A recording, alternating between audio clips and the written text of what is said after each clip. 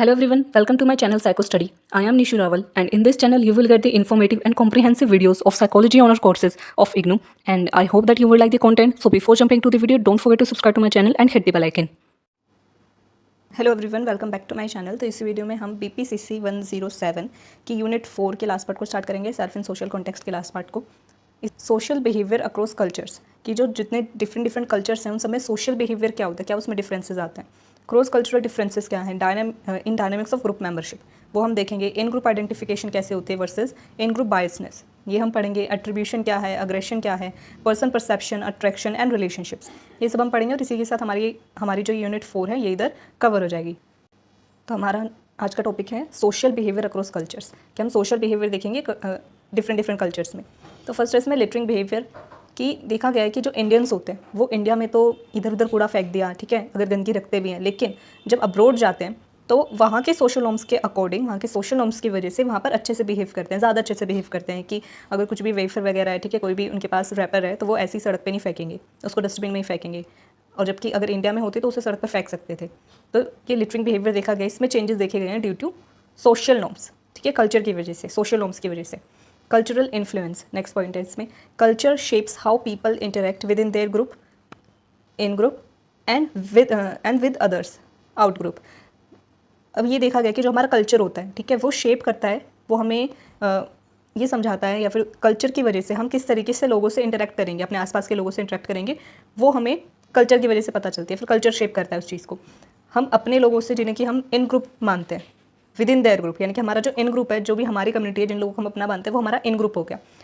उनसे हम किस तरीके से डील करते हैं, किस तरीके से इंटरेक्ट करते हैं। और विद अदर्स यानी कि जो हमारा आउट ग्रुप है, जिन लोगों को हम अपने ग्रुप में नहीं मानते उन्हें आउट ग्रुप कहते हैं। तो आउट ग्रुप के साथ हम किस तरीके से इंटरेक्ट करेंगे, इस सब में कल्चर का रोल होता है, कल्चर इन्फ्लुएंस करता है। इन ग्रुप क्या है, ग्रुप्स वी आइडेंटिफाई विद, वो ग्रुप जिनसे हम आइडेंटिफाई होते हैं, जैसे हमारी फैमिली, ठीक है, हमारी कम्युनिटी, कास्ट, रिलीजन, नेशनैलिटी, ये सब हमारा इन ग्रुप हो जाता है। और आउट ग्रुप क्या है, groups we don't identify with, कि वो ग्रुप जिससे हम आइडेंटिफाई नहीं होते हैं। अब फैमिली है, फैमिली मेरा इन ग्रुप है, फैमिली में मेरे फादर मदर, ठीक है, सिबलिंग्स, ये सब मेरे इन ग्रुप हैं। लेकिन अगर मैं दूसरे कॉन्टेक्स्ट में देखूँ कि मैं अगर यूनिवर्सिटी वाइज देखूँ, मैं किस कोर्स में हूँ, कि साइकोलॉजी, ठीक है, तो मैं साइकोलॉजी पढ़ रही हूँ, तो साइकोलॉजी जो भी स्टूडेंट्स हैं जो इग्नू के हैं, ठीक है, वो मेरा इन ग्रुप हो सकता है, ठीक है, वो मेरा इन ग्रुप हो गया। इसके बाहर के जितने भी स्टूडेंट्स हैं दूसरी यूनिवर्सिटीज़ के, वो आउट ग्रुप हो सकते हैं। या फिर अगर मैं बड़े लेवल पे देखूँ तो जितने भी साइकोलॉजी के स्टूडेंट्स हैं वो सब मेरा इन ग्रुप हो सकते हैं, और जो दूसरे कोर्स के दूसरे डिसिप्लिन के स्टूडेंट्स हैं वो सब मेरा आउट ग्रुप हो सकते हैं। तो इस तरीके से इन ग्रुप आउट ग्रुप बहुत सारे होते हैं, ठीक है, मेल्स जितने भी हैं उन सबका एक इन ग्रुप हो सकता है, और उनके लिए आउट ग्रुप क्या हो गया, फीमेल्स, या फीमेल्स जितने भी हैं उनके लिए इन ग्रुप क्या हो गया, जितने भी फीमेल्स हैं वो सब उनका इन ग्रुप हो गया। आउट ग्रुप क्या होगा, जितने मेल्स हो गए। तो जिनसे भी हम आइडेंटिफाई होते हैं अलग अलग कॉन्टेक्स्ट में, सिचुएशंस में, वो हमारा इन ग्रुप हो जाता है, और जिनसे हम आइडेंटिफाई नहीं होते हैं वो हमारा आउट ग्रुप हो जाता है। और ये group salience, importance of group identity varies by context, वही चीज़ की जो हमारे ग्रुप की आइडेंटिटी है वो कॉन्टेक्स्ट के हिसाब से, कि मैंने पहले सिर्फ इग्नू के स्टूडेंट्स बोला तो वो कॉन्टेक्स्ट अलग हो गया, मैंने अगर फैमिली के कॉन्टेक्स्ट में बोला, वो कम्युनिटी के कॉन्टेक्स्ट में बोला, वो अलग है, और मैं मेल फीमेल जेंडर के कॉन्टेक्स्ट में बोल रही हूँ तो वहाँ पर इन ग्रुप आउट ग्रुप अलग हो गया। तो यहाँ पर कॉन्टेक्स्ट के हिसाब से जो हमारी आइडेंटिटी है, ग्रुप आइडेंटिटी, वो वेरी कर सकती है। For example, Asian women performed better in math when their Asian identity was highlighted, showing how group identity affects behavior, कि जो एशियन वुमेन हैं वो मैथ में ज़्यादा अच्छा परफॉर्म करती हैं जब उनकी एशियन आइडेंटिटी हाईलाइट होती है तब। तो इससे ये पता चलता है कि जो हमारी ग्रुप आइडेंटिटी है वो हमारे बिहेवियर को भी अफेक्ट करती है, कि हम एशियन वुमेंस हैं, तो एशियन वुमेंस, तो उसकी वजह से भी उनकी मैथ की जो परफॉर्मेंस थी वो ज़्यादा अच्छी आ रही थी, क्योंकि उनकी एशियन आइडेंटिटी हाईलाइट हो रही थी वहाँ पर, जिसने कि उनके बिहेवियर को, यानी कि उनकी मैथ की परफॉर्मेंस को अफेक्ट करा, इन्फ्लुएंस करा। तो ये हमने पढ़ा कि किस तरीके से जो हमारा कल्चर होता है वो हमारे सोशल बिहेवियर को भी इन्फ्लुएंस करता है, कि हम किधर कूड़ा फेंकेंगे नहीं फेंकेंगे, ठीक है, और हम किस तरीके से अपने इन ग्रुप से, यानी कि जिन लोगों से हम आइडेंटिफाई होते हैं उस इन ग्रुप से हम किस तरीके से इंटरेक्ट करेंगे उसको भी इन्फ्लुएंस करता है, आउट ग्रुप से किस तरीके से इंटरेक्ट करेंगे उसको भी इन्फ्लुएंस करता है। तो जो हमारा कल्चर है वो हमारे सोशल बिहेवियर को काफ़ी ज़्यादा इन्फ्लुएंस करता है और काफ़ी रोल प्ले करता है, उधर इंपॉर्टेंट रोल प्ले करता है। ये हमने अब तक पढ़ा है। अब है इसमें cross cultural differences in dynamics of group membership. ये जो ग्रुप मेंबरशिप के डायनामिक्स हैं, ठीक है, ग्रुप मेंबरशिप में किस तरीके से क्रॉस कल्चरल डिफरेंसेस कैसे देखे जाते हैं, कि नॉर्थ अमेरिकन्स या फिर इंडियंस या फिर जापानीज, इन सब के बिहेवियर में क्या डिफरेंसेस आता है, ग्रुप मेंबरशिप में क्या डिफरेंसेस आते हैं, कि अपने इन ग्रुप से किस तरीके से इंटरेक्ट करते हैं और आउट ग्रुप से कैसे इंटरेक्ट करते हैं, और क्या इनके इंटरेक्शन को डिफरेंसेस आते हैं या नहीं आते हैं, ये हम लोग पढ़ेंगे क्रॉस कल्चरल डिफरेंसेस। इसमें फर्स्ट है ग्रुप मेंबरशिप स्टेबिलिटी, ठीक है। पहला डायनामिक है ग्रुप मेंबरशिप स्टेबिलिटी। जो नॉर्थ अमेरिकन्स हैं उनके जो ग्रुप मेंबरशिप है वो ज़्यादा स्टेबल होती है एज़ कम्पेयर टू एशियंस। ये देखा गया कि नॉर्थ अमेरिकन्स की जो ग्रुप मेंबरशिप होती है वो ज़्यादा स्टेबल होती है। जो कलेक्टिविस्टिक कल्चर्स हैं, जिन भी कंट्रीज़ में कलेक्टिविस्टिक कल्चर है जैसे Japan, Korea, have clear distinctions between in group and out groups and greater intimacy with in groups. कि यही देखा गया है कि जो जितने भी कलेक्टिविस्टिक कल्चर है जैसे जापान, कोरिया, वहाँ पे बहुत ही क्लियर बाउंड्रीज़ हैं, ठीक है। काफ़ी क्लियर पता है कि क्या मेरा इन ग्रुप है और क्या मेरा आउट ग्रुप है, और जो मेरा विद इन ग्रुप है, ठीक है, जो भी मेरा इन ग्रुप है उसमें ज़्यादा ग्रेटर इंटीमेसी देखी गई है। जैसे इन ग्रुप आउट ग्रुप हम अलग अलग कॉन्टेक्स्ट में देख सकते हैं। अगर मैं यहाँ पे कॉन्टेक्स्ट लूँ एक कंपनी का, ठीक है, कंपनी सिनेरियो लूँ मैं यहाँ पर, तो वहाँ पे भी बहुत क्लियर डिस्टिंक्शंस होंगी कि हमें बॉस क्या है, हमारे लिए एक आउट ग्रुप है, ठीक है। जो हमारे सीनियर, जो हमारे बॉस हैं, सीईओ है कंपनी के, जो मैनेजर है वो हमारे लिए हमारा आउट ग्रुप है, और बाकी हम जितने भी एम्प्लॉयज़ हैं, जितने भी कलीग्स हैं, वो मेरा इन ग्रुप है। तो मैं इंटरेक्शन भी उस तरीके से करूँगी कि जो मेरा आउट ग्रुप है, यानी कि जो मेरे बॉसेज हैं, सीईओ है कंपनी के या मैनेजर्स हैं, उनसे मैं ज़्यादा रिस्पेक्टफुली बात करूँगी, उनसे मैं ज़्यादा ऊंची आवाज़ में बात नहीं करूँगी। वो क्लियर डिस्टिंक्शंस हैं वहाँ पर कि अगर वो थोड़ा कुछ कह भी देते हैं तो वहाँ पर हम सुन लेंगे। बट जो हमारा इन ग्रुप है, यानी कि जो मेरे खुद के कलीग्स हैं, हमारे साथ जो काम करते हैं एम्प्लॉयज़ हैं, उनके साथ ग्रेटर इंटीमेसी देखी गई है इन ग्रुप के साथ। तो ये कलेक्टिविस्टिक कल्चर में देखा गया। Communication with out groups is harder in collectivist cultures compare to individualistic cultures. अब इसमें ये भी देखा गया कि जब आउट ग्रुप और जो भी कलेक्टिविस्टिक कल्चर है जिन भी कंट्रीज़ में, वहाँ पर आउट ग्रुप के साथ कम्युनिकेट करना काफ़ी मुश्किल हो जाता है। जैसे हमने कंपनी वाला सिनेरियो लिया, तो वहाँ पर उनके लिए, किसी भी एम्प्लॉय के लिए उसका आउट ग्रुप क्या हो गया, उसका बॉस, उसके मैनेजर्स, ठीक है। तो वहाँ पर उनके साथ कम्युनिकेट करना उसके लिए थोड़ा सा ज़्यादा मुश्किल है एज़ कम्पेयर टू उसके इन ग्रुप से बात करना। जबकि इंडिविजुअलिस्टिक कल्चर जैसे यूएस से, यूरोपियन कंट्रीज़ हैं जितनी भी, वहाँ पर इंडिविजुअलिस्टिक कल्चर है, तो वो लोग में आउट ग्रुप के साथ कम्युनिकेट करना इतना मुश्किल नहीं है। कलेक्टिविस्टिक कल्चर में आउट ग्रुप से बात करना थोड़ा सा मुश्किल है। तो ये हमने ग्रुप मेंबरशिप स्टेबिलिटी देखा। नॉर्थ अमेरिकन किड्स जो ग्रुप मेंबरशिप है वो ज़्यादा स्टेबल होती है as compare to Asians. Next इसमें टॉपिक आ जाता है communication and interaction. Communication and interaction में क्या है कि जो कलेक्टिविस्टिक कल्चर्स होते हैं, ठीक है, जो कलेक्टिविस्ट होते हैं, जैसे हांगकांग के स्टूडेंट्स, हांगकांग क्या है, वो भी कलेक्टिविस्ट कल्चर है वहाँ का। तो जो हांगकांग के स्टूडेंट हैं interact longer but less frequently with their in groups compare to individualist, जिसमें जो कि अमेरिकन स्टूडेंट, यानी कि अगर हम कंपैरिजन करें हांगकांग के स्टूडेंट्स को और अमेरिका के स्टूडेंट्स को, तो क्या देखा गया है, हांगकांग के स्टूडेंट कलेक्टिविस्ट कल्चर के, अमेरिका के स्टूडेंट्स इंडिविजुअलिस्टिक कल्चर के। तो जो कलेक्टिव कल्चर के यानी कि हांगकांग के स्टूडेंट हैं वो अपने इन ग्रुप से लंबे टाइम के लिए इंटरेक्ट करते हैं बट लेस फ्रिक्वेंटली, ठीक है। यानी कि अगर हम एग्जांपल समझे कि वो पूरे साल में अगर अपने दोस्तों से, ठीक है, अपने जो इन ग्रुप है उससे सिर्फ 5 बार मिले, सिर्फ 5 बार मिले, लेकिन उन 5 टाइम्स में जो उनकी ड्यूरेशन थी वो काफ़ी लॉन्ग थी, ठीक है, काफ़ी लंबे टाइम तक कि 1 से 2 दिन या फिर 1 हफ्ते का उनका टूर था जिसमें वो एक साथ थे। तो वहाँ पे पूरे साल में सिर्फ 5 बार मिले हैं, बट वो जो 5 बार का टाइम था, 5 टाइम्स, वो उनका ड्यूरेशन काफ़ी लॉन्ग था। इंटरेक्शन लॉन्गर होती है बट लेस फ्रिक्वेंटली। जबकि जो इंडिविजुअलिस्टिक कल्चर यानी कि जो अमेरिका के स्टूडेंट्स हैं उसमें क्या देखा गया कि भाई वो लोग साल में बेशक 10 बार या फिर 15-20 बार मिलते होंगे, बट जो उनका मिलने का समय है वो बहुत कम होता है कि सिर्फ आधा घंटा एक दूसरे से बात कर ली, या फिर अगर एक दूसरे से मिले तो कुछ टाइम या कुछ मिनट्स बात करिए, और फिर इंटरेक्शन की ड्यूरेशन उनकी कम होती है, लेकिन ज़्यादा फ्रिक्वेंटली वो लोग मिलते हैं, ज़्यादा फ्रिक्वेंटली वो लोग इंटरेक्ट करते हैं अपने इन ग्रुप से। तो यहाँ पर भी कम्युनिकेशन और इंटरेक्शन में डिफरेंस देखा गया है अलग अलग कल्चर में। कलेक्टिविस्ट कल्चर में interaction longer period of time के लिए होता है बट लेस फ्रिक्वेंटली, जबकि इंडिविजुअलिस्टिक कल्चर में इन ग्रुप के साथ कम्युनिकेशन और इंटरेक्शन फ्रिक्वेंटली होता है बट कम टाइम के लिए। Collectivist have fewer in groups but stronger commitment to them, valuing cohesion and harmony. कि जो कलेक्टिविस्ट होते हैं उनका इन ग्रुप में जो मेंबर्स है, ठीक है, जो उनका इन ग्रुप है वो काफ़ी छोटा होता है लेकिन स्ट्रोंगर कमिटमेंट होती है, यानी कि कम दोस्त हैं बट काफ़ी अच्छे दोस्त हैं। इस तरीके से आप समझ सकते हो इसको कि कलेक्टिविस्ट में फ्यूअर इन ग्रुप्स होते हैं बट स्ट्रॉन्गर कमिटमेंट होती है उनके आपस में, जिससे कि हार्मनी और पीस बना रहता है उनमें। तो अब तक हमने क्रॉस कल्चरल डिफरेंसेस वाला जो टॉपिक है हमारा चल रहा है, उसमें अब तक हमने 2 सब पॉइंट्स पढ़े हैं। ग्रुप मेंबरशिप स्टेबिलिटी हमने देखा, उसमें डिफरेंसेस देखे कल्चर में, ठीक है। कम्युनिकेशन और इंटरेक्शन में डिफरेंसेस देखे। अब हम देखेंगे अटैचमेंट थियोरी। अब ये अटैचमेंट थियोरी क्या बता रही है? Group attachment anxiety, fear of not being accepted in the in group. Attachment theory क्या है? देखो अलग अलग टाइप के अटैचमेंट थियोरी के अकॉर्डिंग अलग अलग टाइप के अटैचमेंट है। यहाँ पर हमें सबसे पहले तो है group attachment anxiety. Group attachment anxiety का क्या मतलब होता है कि ये फियर रहना हमेशा कि क्या कहीं मुझे एक्सेप्ट तो क्या पता मुझे लोग एक्सेप्ट ना करें, जो मेरा इन ग्रुप है, ठीक है, वो लोग मुझे एक्सेप्ट ना करें। ये जो फियर है ये एंग्जाइटी क्रिएट करता है। इस वजह से इसे ग्रुप अटैचमेंट एंग्जाइटी बोलते हैं कि मुझे इस ग्रुप से अटैचमेंट है, मैं उस ग्रुप में जाना चाहता हूँ अपने इन ग्रुप में, बट मुझे ये डर है कि वो लोग मुझे एक्सेप्ट नहीं करेंगे, वो ग्रुप अटैचमेंट एंग्जाइटी है। फिर है group attachment avoidance, avoiding dependence on the in group despite feeling belongingness, कि यहाँ पर हम लोग ग्रुप में तो होते हैं, अपने इन ग्रुप में तो होते हैं, बट उनके ऊपर डिपेंड नहीं होते कि अगर ये लोग चले जाएंगे तो मैं नहीं रह पाऊंगी, ऐसा कुछ नहीं है। हम उनसे बिलोंगिंगनेस फील नहीं करते, उनके ऊपर डिपेंड नहीं होते अपने इन ग्रुप के ऊपर, तो उसे बोलते हैं group attachment avoidance. Anxious members seek more intimacy, avoided members keep distance, कि यहाँ पे दो तरीके की अटैचमेंट होती है अपने ग्रुप के साथ। पहली ग्रुप अटैचमेंट एंग्जाइटी, कि मैं ग्रुप के साथ होना चाहती हूँ, बिलोंगिंगनेस मुझे चाहिए, बट मुझे ये डर है कि शायद ये लोग मुझे एक्सेप्ट नहीं करेंगे। दूसरा ग्रुप अटैचमेंट अवॉइडेंस, की ग्रुप मुझे एक्सेप्ट कर रहा है बट मेरे को उनके ऊपर डिपेंड नहीं होना, मुझे उनके साथ कोई बिलोंगिंगनेस की फीलिंग नहीं रखनी है।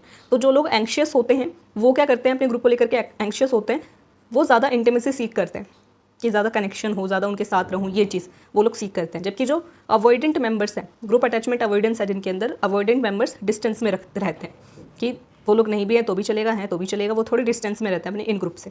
तो ये दो तरीके की अटैचमेंट थ्योरी देखी गई है, तो ये हमारा कवर हो गया। फिर है बिहेवियर्स इंक्रीजिंग ग्रुप इंटीमेसी, कौन कौन से ऐसे बिहेवियर हैं जो ग्रुप इंटीमेसी को इंक्रीज करते हैं।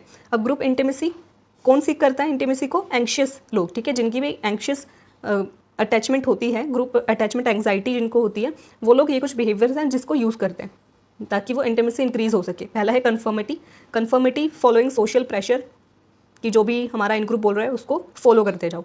दूसरा compliance, publicly adhering to social pressure, कि सिर्फ अपने आप से उनको मानना नहीं बल्कि पब्लिकली, यानी कि सबके सामने उन सोशल प्रेशर को, वो जो भी सोशल प्रेशर आपको सोसाइटी से मिल रहा है, बेशक कोई काम है ऐसा जो आपको नहीं करना है, आपको सही नहीं लगता है, बट फिर भी आपका इन ग्रुप यानी जिसके साथ, जिस कम्युनिटी के साथ आप जुड़ना चाहते हो, जिन लोगों के आप अपना मानते हो, आप उनसे आइडेंटिफाई होना चाहते हो कि आप इस ग्रुप के मेम्बर हो, आप उनकी सारी जो सोशल प्रेशर है उसको फॉलो कर रहे हो पब्लिकली। फिर है ओबीडियंस, कि आप उनकी आज्ञा का पालन कर रहे हो, यहाँ पर अथॉरिटी आ जाती है। जब ओबीडियंस की बात आती है तो यहाँ पर अथॉरिटी आ जाती है। Following direct instructions from authority, कि आप अपने पेरेंट्स के साथ, आपके फैमिली जो है वो भी आपका इन ग्रुप है और आप नहीं चाहते कि आपकी फैमिली आपको अलग कर दे, ठीक है, आपको निकाल दे या फिर आपको अपना ना माने, तो वहाँ पर भी आप क्या करोगे, ओबीडियंस, कि जो भी अथॉरिटी बोल रही है उसको, उन इंस्ट्रक्शंस को आप डायरेक्टली फॉलो कर रहे हो। फिर है cooperation, working together to achieve common goals, कि आपका जो भी इन ग्रुप है, आपके फ्रेंड्स वगैरह जो भी है, आप उनके साथ मिलकर के काम कर रहे हो ताकि आपके ग्रुप का जो भी कॉमन गोल है उसको आप अचीव कर सको। तो ये कुछ ऐसे बिहेवियर हैं, 4 behaviour, conformity, compliance, obedience, cooperation, जिनको हम लोग यूज़ करते हैं, जिनको यूज़ करा जाता है ताकि ग्रुप इंटीमेसी इंक्रीज हो सके। ग्रुप अटैचमेंट स्टाइल्स, नेक्स्ट इसमें group attachment styles, avoidant style and action style. जैसे कि हमने स्टार्टिंग में पढ़ा अटैचमेंट थ्योरी के अकॉर्डिंग कि एक तो ग्रुप अटैचमेंट एंग्जाइटी होती है और एक होती है चीज़ ग्रुप अटैचमेंट अवॉइडेंस। और ये 2 स्टाइल है हमारे ग्रुप अटैचमेंट के, एक हो गया अवॉइडेंट स्टाइल और नेक्स्ट हो गया एंक्शियस स्टाइल। जो अवॉइडेंट स्टाइल है, avoidant style lead to lower group investment, ठीक है। अवॉइडेंट स्टाइल अगर मेरा है तो मैं अपने ग्रुप में इतना ज़्यादा इन्वेस्ट नहीं करूँगी, अपने टाइम, अपनी एनर्जी, अपने मनी, किसी भी चीज़ को मैं इतना ज़्यादा इन्वेस्ट नहीं करूँगी, लोअर ग्रुप इन्वेस्टमेंट होती है वहाँ पर। जबकि जिनका एंक्शियस स्टाइल है, जिनको चाहिए इंटीमेसी, ग्रुप इंटीमेसी जिनको चाहिए कि ज़्यादातर मेरा ग्रुप जो मुझे एक्सेप्ट करे, वहाँ पर हायर ग्रुप इन्वेस्टमेंट होगी कि मैं ज़्यादा से ज़्यादा अपना टाइम, अपनी एनर्जी और अपना मनी या फिर कुछ भी मैं अपना 100% इन्वेस्टमेंट अपनी दूँ अपने ग्रुप में, हायर ग्रुप इन्वेस्टमेंट होती है। तो ये भी डिफरेंसेस देखे गए हैं कि जो अलग अलग अटैचमेंट स्टाइल है जिन लोगों का, उनके कल्चर के अकॉर्डिंग, ठीक है, कल्चर का भी इन्फ्लुएंस है इसमें, तो उसकी वजह से भी हमारा जो बिहेवियर है वो इन्फ्लुएंस होता है, उसमें भी चेंजेस देखने को मिलते हैं। तो अब तक हमने पढ़ा cultural differences in dynamics of group membership. Next इसमें टॉपिक आ जाता है इन ग्रुप आइडेंटिफिकेशन वर्सेस इन ग्रुप बायस। क्या होता है? Social identity theory. जो सोशल आइडेंटिटी थ्योरी है उसको समझते हैं पहले, कि हम अपनी जो आइडेंटिटी है, building identity through social groups, strengthen social self identity. कि सोशल आइडेंटिटी थ्योरी के अकॉर्डिंग जो भी हम आइडेंटिटी अपनी बिल्ड करते हैं अपने सोशल ग्रुप्स के थ्रू, ठीक है, वो हमारी सेल्फ की जो आइडेंटिटी है, यानी कि मेरी आइडेंटिटी को भी और ज़्यादा इंक्रीज़ करता है, उसको और ज़्यादा स्ट्रेंथन करता है।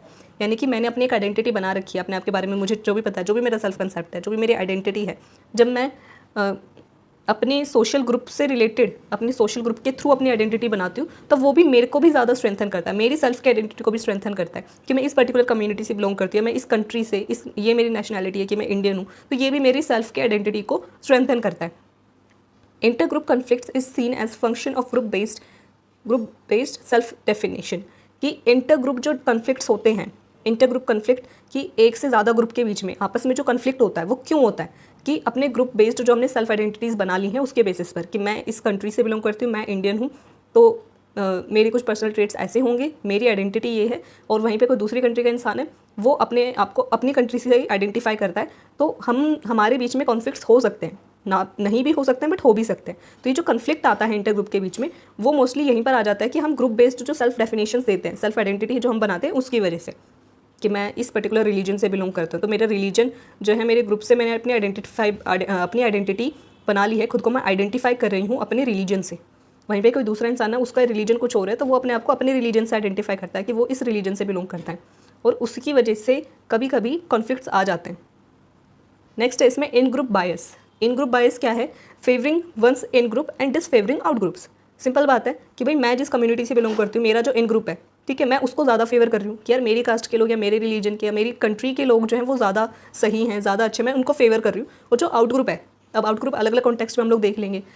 अगर मैं जेंडर के कॉन्टेक्स्ट में देख रही हूँ तो मैं बोलूँगी कि भाई जो फीमेल्स होती है मैं उनको ज़्यादा फेवर कर रही हूँ, मेल्स को फेवर नहीं कर रही। या फिर मैं सिर्फ मेरी जो कास्ट है या रिलीजन है, अपने कास्ट और रिलीजन, वो मेरा इन ग्रुप हो गया, मैं उनको फेवर कर रही हूँ, और जो मेरी कास्ट और रिलीजन के अपोजिट या फिर उनके अलावा जितनी भी कास्ट और कम्युनिटीज़ है उनको वो मेरा आउट ग्रुप है, उनको मैं डिसफेवर कर रही हूँ। इसी को हम लोग बायसनेस बोलते हैं। Tajfel's experiment show that simply categorising people into groups leads to in group favouritism. जो टेस्टफेल्स का एक्सपेरिमेंट था, ठीक है, उसमें सिंपली देखा गया था कि भाई जब हम लोगों को कैटेगरीज में डिवाइड कर देते हैं, कुछ छोटे छोटे ग्रुप्स में डिवाइड कर देते हैं, तो वहाँ पर इन ग्रुप फेवरेटिज्म बन जाता है कि भाई मैं जिस ग्रुप में हूँ वो सबसे बेस्ट है और बाकी के ग्रुप अच्छे नहीं हैं।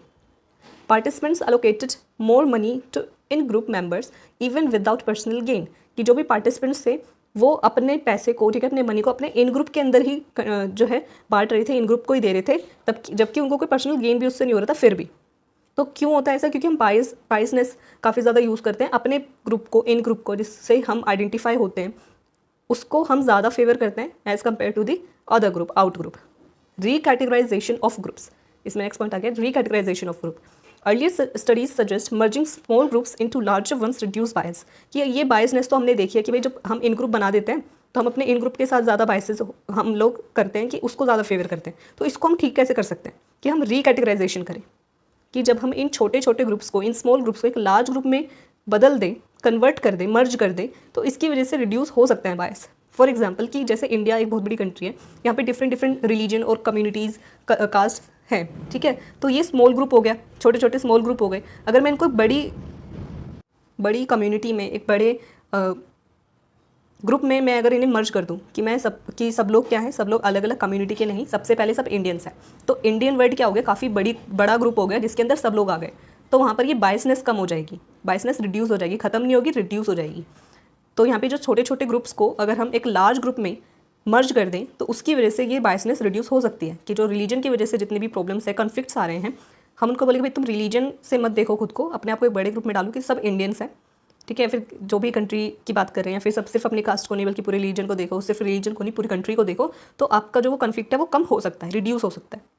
और जितनी नई स्टडीज़ हुई हैं उसमें देखा गया कि जो strong in group identification can increase bias after merging, कि ये भी देखा गया है स्टडीज़ में, कुछ नई स्टडीज़ हुई हैं कि जब हम ग्रुप को मर्ज कर देते हैं, ठीक है, बड़े ग्रुप में हमने डाल दिया, लेकिन जो स्ट्रॉन्ग इन ग्रुप आइडेंटिफिकेशन जिन्होंने बना रखी है वो लोग, वहाँ पर भी उनकी बायसनेस और ज़्यादा बढ़ जाएगी, कि मतलब उनको कितना ही आप बड़े ग्रुप में डाल लो, जिन्होंने अपना बहुत ही स्ट्रॉन्ग बिलीफ बना रखा है कि भाई उनका ग्रुप ही ज़्यादा बेटर है, ठीक है, अपनी स्ट्रॉन्ग इन ग्रुप आइडेंटिफिकेशन उन्होंने बना रखी है अपने ग्रुप को लेकर के, तो वो वहाँ पर फिर भी उनकी बायसनेस और ज़्यादा इंक्रीज भी हो सकती है मर्ज करने के बाद। Individuals seek positive distinction by belonging to valued group. अब क्या देखा गया है कि भाई जो इंडिविजुअल्स होते हैं, हम लोग क्या करते हैं कि भाई हम अपनी पॉजिटिव डिस्टिंक्शंस देखते हैं, जिस ग्रुप से हम बिलोंग करते हैं उसको ज़्यादा वैल्यू करते हैं। क्यों वैल्यू करते हैं? क्योंकि हमें लगता है हमारा जो ग्रुप है ना उसमें कुछ, क्योंकि हमें लगता है कि जो हमारा ग्रुप है उसमें कुछ पॉजिटिव ट्रेट्स हैं, उसमें कुछ अच्छाई है, पॉजिटिव डिस्टिंक्शंस हैं, हम दूसरे ग्रुप से अलग क्यों हैं? क्योंकि हमारे अंदर यही अच्छाई है। लेकिन जब हमने उन लोगों को सबको एक ही बड़े ग्रुप में डाल दिया तो उनको लगता है यार कुछ डिफरेंस है ही नहीं, है ना, इन्होंने कुछ डिफरेंस ही नहीं रखा, हमारी तो ये अच्छाई है, हमारे तो ये सोशल नॉर्म्स हैं, ठीक है, हमारे कल्चर में या हमारे कास्ट में या रिलीजन में तो इस तरीके से खाना खाते हैं या फिर ये चीज़ें नहीं खाते हैं, फिर इस तरीके के कपड़े नहीं पहनते, इस वजह से हम अच्छे हैं, है ना। और जब इन्होंने वो डिस्टिंक्शन ही खत्म कर दिया है तो हमारे को जो ये पॉजिटिव डिस्टिंक्शन की नीड है ये ट्रिगर होती रहती है, जिसकी वजह से कन्फ्लिक्ट और ज़्यादा बढ़ जाता है अंदर ही अंदर जब हम बड़े ग्रुप में मर्ज हो जाते हैं। तो ये चीज़ भी देखी गई है कि मर्ज करने से रिड्यूस भी हो सकती है बायसनेस, बट जिनका भी स्ट्रॉन्ग इन ग्रुप आइडेंटिफिकेशन है वो लोग कन्फ्लिक्ट को और ज़्यादा क्रिएट करें और ज़्यादा बढ़ा सकते हैं और ज़्यादा इंक्रीज़ कर सकते हैं, उनकी बायसनेस भी और ज़्यादा इंक्रीज़ हो सकती है। ये चीज़ भी देखी गई है। अब इसमें दो टर्म्स है, फेसिज्म एंड नेशनलिज्म। फेसिज्म और नेशनलिज्म क्या है? Extreme nationalism can lead to racism and violence. Fascism is seen as radical form of nationalism. देखो नेशनलिज्म क्या है, पॉजिटिव आप समझ सकते हो, और जब यही चीज़ एक्सट्रीम लेवल में चली जाती है तो उसे फेसिज्म कहते हैं। नेशनलिज्म क्या हुआ कि देशभक्ति या फिर देशज, ठीक है, जब हम अपनी कंट्री से अपने नेशन से हम रिलेट करते हैं, लेकिन जब ये चीज़ बहुत ज़्यादा एक्सट्रीम लेवल में चली जाती है कि बस मेरा ही कल्चर या मेरा ही जो नेशन है वही सबसे बढ़िया है, वही सबसे ज़्यादा अच्छा है, तो वहाँ पे वायलेंस आ जाता है। तो फेसिज्म क्या है? नेगेटिव आप इसको समझ सकते हैं। एक्सट्रीम नेशनलिज्म को हम लोग फेसिज्म बोलते हैं। जब एक्सट्रीम नेशनलिज्म होता है उसे हम बोलते हैं फेसिज्म, जिसकी वजह से रेसिज्म और वायलेंस ये बहुत ज़्यादा इंक्रीज़ होता है। ये नेशनलिज्म की एक रेडिकल फॉर्म है फेसिज्म। तो ये हमने टर्म्स पढ़ी कि हमारी इन ग्रुप आइडेंटिफिकेशन क्या होती है, और इन ग्रुप आइडेंटिफिकेशन की वजह से इन ग्रुप बायसनेस भी आ सकती है। हम इसको रिड्यूस भी कर सकते हैं, ग्रुप को मर्ज करके एक लार्ज ग्रुप में, छोटे छोटे ग्रुप्स को मर्ज कर दें, एक लार्ज ग्रुप में जोड़ दें, बट उसकी वजह से जिन भी लोगों की स्ट्रॉन्ग इन ग्रुप आइडेंटिफिकेशन थी वो लोग फिर भी उनकी बायसनेस और ज़्यादा इंक्रीज़ हो सकती है ऐसा करने से, और वो लोग कन्फ्लिक्ट को और ज़्यादा इंक्रीज़ कर सकते हैं। तो ये था इन ग्रुप आइडेंटिफिकेशन वर्सेस इन ग्रुप बायसनेस। अब इसमें थर्ड जो हमारा सब टॉपिक है इस टॉपिक के अंदर, फोर्थ टॉपिक के अंदर, वो है एट्रीब्यूशन। एट्रीब्यूशन क्या होता है? एट्रीब्यूशन एक तरीके से जो भी काम हुआ है ना, कोई भी हमने बिहेवियर करा उसके पीछे का रीज़न, वो एट्रीब्यूशन। ये हमें जो ह्यूमंस हैं, ठीक है, हम लोग की आदत होती है, हमें अच्छा लगता है कि जब हम रीजंस ढूंढते हैं अपने बिहेवियर को लेकर के और दूसरे के बिहेवियर को लेकर के, या फिर किसी भी इवेंट को लेकर के, ये जो सिचुएशन हुई है इसके पीछे के रीज़न क्या आते हैं, वो रीज़न एट्रीब्यूशन है कि हम किस पे इल्ज़ाम लगाएं या फिर किसकी वजह से ये सब काम हुआ है। और ये जो सारे रीजंस होते हैं इन्हें हम एट्रीब्यूशन बोलते हैं। For example, blaming exam failure on strict grading or illness, blaming a car crash on the other driver or your own mistake। कि हम अगर कोई बच्चा एग्जाम में फेल हो गया तो वो किस पे इल्ज़ाम डाल रहे हैं कि किस वजह से वो फेल हुआ है, कि वो उसने पढ़ाई नहीं करी थी इस वजह से वो फेल हुआ, या फिर वो एग्जाम से पहले बीमार हो गया था इस वजह से उसके ग्रेड्स कम आए हैं, मार्क्स कम आए हैं, या फिर जो भी एग्जामिनर था उसने काफ़ी स्ट्रिक्ट मार्किंग करी है, ग्रेडिंग करी है, इसकी वजह से वो फेल हो गया। तो ये रीजंस हैं जो हम लोग ढूंढते रहते हैं, इनको हम एट्रीब्यूशन बोलते हैं। अब इन एट्रीब्यूशन में भी कल्चरल डिफरेंसेस देखे गए हैं, क्योंकि हम कल्चर के बारे में कल्चर के बारे में पूरा चैप्टर है मेनली। तो ये एट्रीब्यूशन में भी क्या कल्चरल डिफरेंसेस हैं, तो देखा गया जितने भी वेस्टर्न रिसर्चेस हुई हैं, जितने भी वेस्टर्न रिसर्चर्स हैं, think people attribute success to internal factors. यानी कि वेस्टर्न रिसर्चर्स ने देखा है कि जो वेस्ट के लोग हैं वो मेनली एट्रीब्यूट करते हैं सक्सेस को इंटरनल फैक्टर्स पे। यानी कि अगर उन्होंने कोई बड़ी अचीवमेंट ली है तो वो लोग किस पे एट्रीब्यूट करेंगे, क्या रीज़न देंगे कि भाई मेरी स्किल्स, मेरी नॉलेज, मेरी मेहनत की वजह से मुझे ये सक्सेस मिली है, तो वो इंटरनल फैक्टर्स को एट्रीब्यूट करेंगे। Indian females in Canada attributed both success and failures to internal factors. अब क्या रिसर्चेस में, स्टडीज़ में देखा गया है कि भाई जो इंडियन फीमेल्स हैं, यानी कि फीमेल्स इंडिया की रहने वाली हैं, बट इंडिया की थी बट रहती है कनाडा में, तो वो लोग क्या करते हैं कि अपनी सक्सेस और अपनी फेलियर दोनों को एट्रीब्यूट करेंगे इंटरनल फैक्टर्स में, कि मैंने कोई अचीवमेंट मिली, मुझे कोई अचीवमेंट मिली है वो भी मेरी वजह से, लेकिन मुझे अचीवमेंट नहीं मिली है, मुझे फेलियर मिला है, वो भी मेरे इंटरनल फैक्टर्स की वजह से, मेरी मेहनत, मेरी ट्रेड्स और मेरी नॉलेज की वजह से।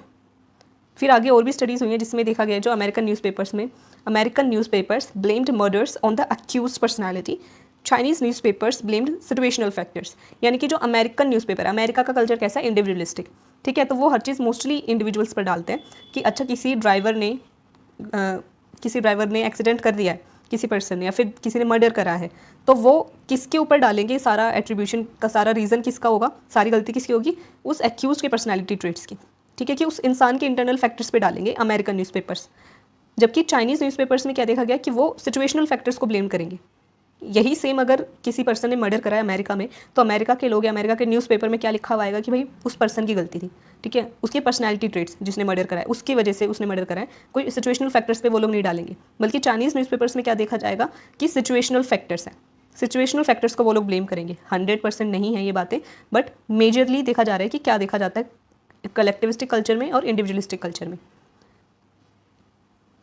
अब यहाँ पे एक और एग्जांपल है, जैसे सेल्फ ड्राइविंग कार्स। जो सेल्फ ड्राइविंग कार्स हैं जैसे अमेरिका वगैरह में, तो people hesitate to accept self driving cars because it's hard to blame someone in case of accidents. कि लोग ज़्यादा हेजिटेट होते हैं सेल्फ ड्राइविंग कार्स को लेने में, उनको यूज़ करने में, क्योंकि उन्हें ये भी लगता है कि उन्हें ये भी लगता है कि अगर एक्सीडेंट हुआ तो किसके ऊपर ब्लेम डाला जाएगा, है ना, कि सेल्फ ड्राइविंग कार से जो अपने आप चल रही है, तो कोई पर्सन तो उन्हें चला नहीं रहा, तो उसके किसी इंसान के ऊपर तो हम एट्रीब्यूशन कर नहीं सकते कि इसकी गलती थी, तो उस कार की गलती है। अब कार में क्या गलती थी, कि जिसने वो कार बनाई है उसकी गलती है, जिस कंपनी की वो कार है उसकी गलती है, या फिर इंजन ख़राब था उसकी गलती है, या फिर फ्यूल अच्छा नहीं था उसकी गलती है, या फिर जिस मैकेनिक ने उसे ठीक करा था उसकी गलती है, किसके ऊपर एट्रीब्यूट करें। तो कुछ ऐसे बिहेवियर्स आ जाते हैं, कुछ ऐसे इवेंट्स सिचुएशंस आ जाते हैं जहाँ पर एट्रीब्यूट करना काफ़ी मुश्किल हो जाता है, जिसमें से एक एग्जाम्पल है सेल्फ ड्राइविंग कार्स। तो ये था एट्रीब्यूशन, कि हम रीजंस किस तरीके से देखते हैं और कैसे कल्चरल डिफरेंसेस देखे गए हैं एट्रीब्यूशन में। मोस्टली इंडिविजुअलिस्टिक कल्चर में, अगर आप बेसिक छोटे बिल्कुल सीधा सीधे इसको याद करने की कोशिश करो तो इतना याद रखना है कि इंडिविजुअलिस्टिक कल्चर में वो लोग पर्सनैलिटी पर या फिर इंटरनल फैक्टर्स के ऊपर ब्लेम करते हैं, ठीक है, जबकि कलेक्टिविस्टिक कल्चर में मोस्टली सिचुएशनल फैक्टर्स के ऊपर ब्लेम करते हैं। बट इंडियन जो फीमेल्स देखी गई हैं वो कुछ भी सक्सेस हो चाहे फेलियर हो वो इंटरनल फैक्टर्स पर ही डालेंगी। ये था एट्रीब्यूशन। अब नेक्स्ट इसमें जो टॉपिक आता है वो है अग्रेशन। एट्रीब्यूशन हमारा हो गया, अब है अग्रेशन। अग्रेशन, तो सबसे पहले तो अग्रेशन की डेफिनेशन क्या, अग्रेशन होता क्या है कि एंगर को शो करना, एक्सप्रेस करना अपने बिहेवियर के थ्रू, कैसे किसी को हार्म पहुंचाकर, ठीक है, चाहे तो आप साइकोलॉजिकली उसको हार्म पहुंचाओगे या फिर फिजिकली उसको हार्म पहुंचाओगे, दूसरों को चोट पहुंचाना, हार्म पहुंचाना अपने बिहेवियर के थ्रू, उसे हम अग्रेशन बोलते हैं।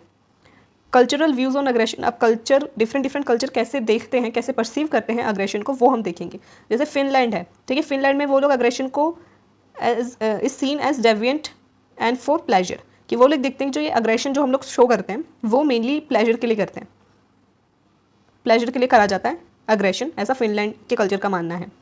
एस्टोनिया में क्या देखा जाता है, aggression is seen as normal way to achieve goals, कि मतलब अग्रेशन तो ज़रूरी है, अगर आपको कोई सक्सेस चाहिए तो वहाँ पर आपको अग्रेसिव होना पड़ेगा, ठीक है, तो गोल्स को अचीव करने के लिए मतलब ये एक नॉर्मल वे है, एक सिंपल रास्ता है अग्रेशन अपने गोल्स को अचीव करने के लिए, ऐसा एस्टोनिया के कल्चर का मानना है।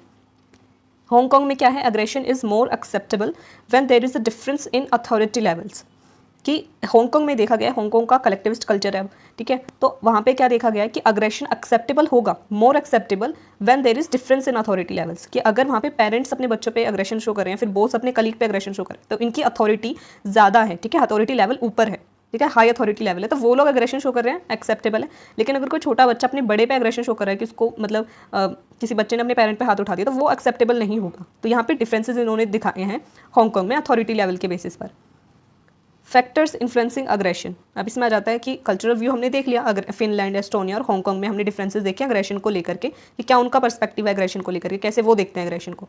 अब कौन से ऐसे फैक्टर्स हैं जो इस अग्रेशन को इन्फ्लुएंस करते हैं, कलेक्टिविस्ट वर्सेस इंडिविजुअलिस्टिक सोसाइटी। जो इंडिविजुअलिस्टिक सोसाइटी है, reduce violence better due to economic status, economic success. Individualistic society कैसे देखती है, किस तरीके से कि हम रिड्यूस कर सकते हैं वायलेंस को, अग्रेशन को, कि अगर इकोनॉमिक सक्सेस मिले, कि वायलेंस रिड्यूस हो सकता है ड्यू टू इकोनॉमिक सक्सेस, अगर इकोनॉमिक सक्सेस जितनी ज़्यादा होगी वायलेंस उतना कम हो जाएगा, ऐसा इंडिविजुअलिस्ट सोसाइटी देखती है। कलेक्टिविस्ट सोसाइटी क्या है, have more aggression towards out group and higher aggression against women due to social pressure, कि कलेक्टिविस्टिक सोसाइटी में क्या देखा गया कि ज़्यादातर अग्रेशन किसके टुवर्ड्स होता है, आउट ग्रुप के टुवर्ड्स, कि जो हमारे ग्रुप के नहीं है, हमसे बाहर दूसरा ग्रुप जिनका भी है, चाहे हम किसी भी कॉन्टेक्स्ट में देख रहे हैं, उनके टुवर्ड्स हमारा अग्रेशन होता है ज़्यादातर। और स्पेशली ज़्यादातर क्या देखा गया कि ज़्यादा हायर अग्रेशन किसके टुवर्ड्स होता है, किसके अगेंस्ट होता है, वुमेन्स के against due to social pressure, ये देखा गया है। तो यहाँ पे कुछ फैक्टर्स हमने पढ़े जो कि इन्फ्लुएंस करते हैं अग्रेशन को।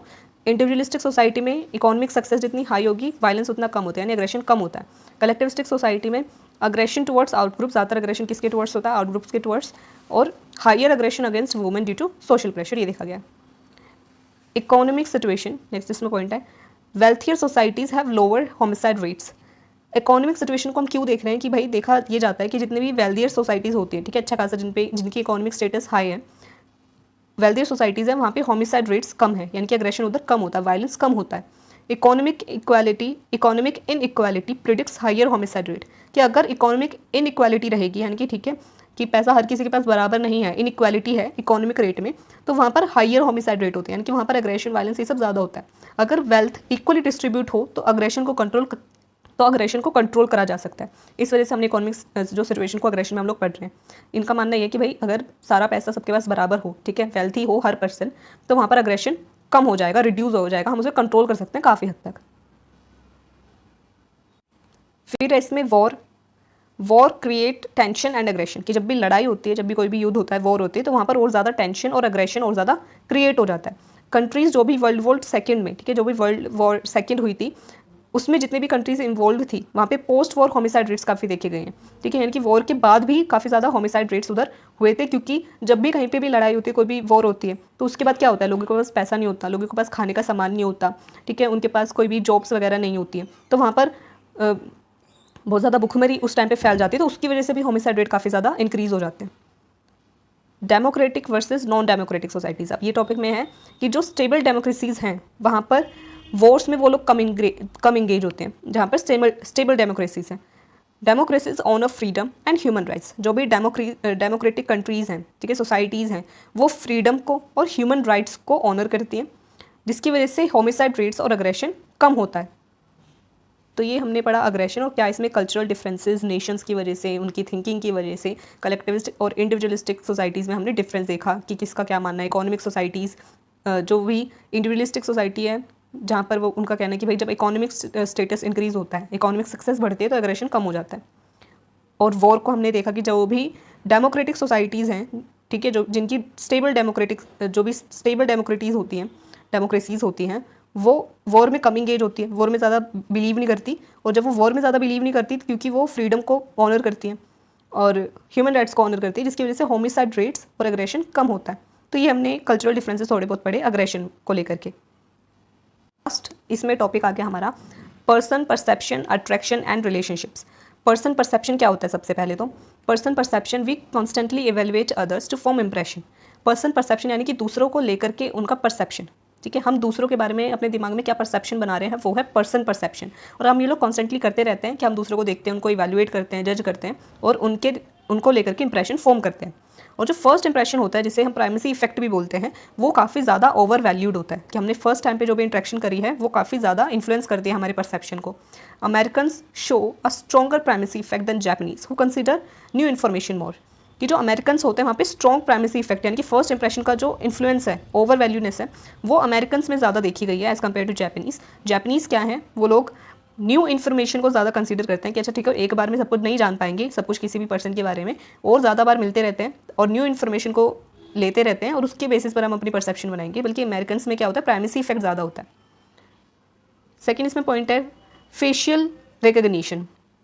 देखा गया कि जो भी लोग हमारी एथनिसिटी के हैं, उनका फेस हम लोग ज़्यादा अच्छे से पहचान लेते हैं। कि अगर आप इंडिया के रहने वाले हो, ठीक है, और अगर आप किसी और कंट्री में जाते हो, अफ्रीका वगैरह या फिर नीदरलैंड, कहीं पर भी जाते हो, तो वहाँ पर अगर आपको कोई अपनी कंट्री का इंसान मिल जाए, कोई भी इंडियन मिल जाए, आप उसको दूर से देख करके पहचान लोगे, ठीक है।